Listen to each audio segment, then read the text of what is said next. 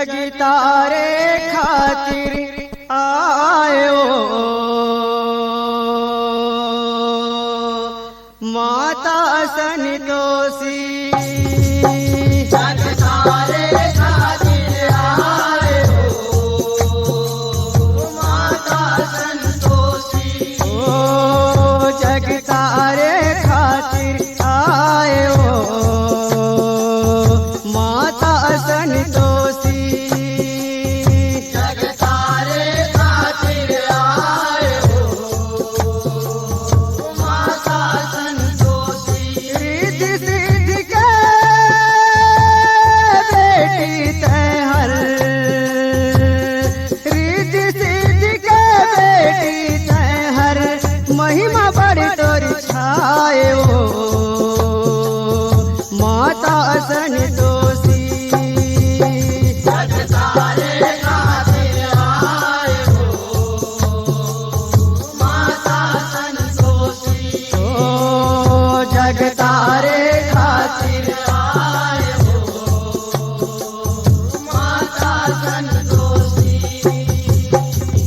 जैसे गणेश जी अपने भगत के बाधा विघ्न मिटाए, बाधा विघ्न मिटाए ओ माया, बाधा विघ्न मिटाए। हे वही की समित ओ कर बेटी सबके आस पुराए।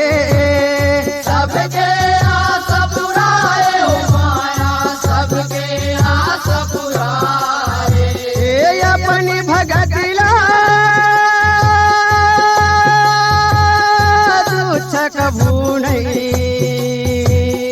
अपनी भगत ला दुच्छक भूनई खाली तैल लहुटायो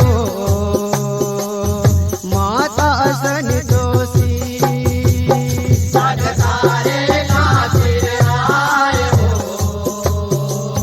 माता संतोषी। ओ जग तारे खातिर आयो माता संतोषी। बड़ सिद्धवा महतारी हावत शुक्रवार दिन आए। शुक्रवार दिन आए ओ माया, शुक्रवार दिन आए। हे पूजा पाठ में तोला माता होम धूप नहीं भाए। ओम धूप नहीं भाए ओ माया, ओम धूप नहीं भाए। देखो जी भरते गुड़ चना में, कोची भरते गुड़ चना में परसन हो के मुहायो माता संतोषी। जग तारे खातिर आयो माता संतोषी। ओ जग तारे खातिर आयो माता संतोषी। हे दुनिया में तोर चरित्र माता जहिर दिहावे।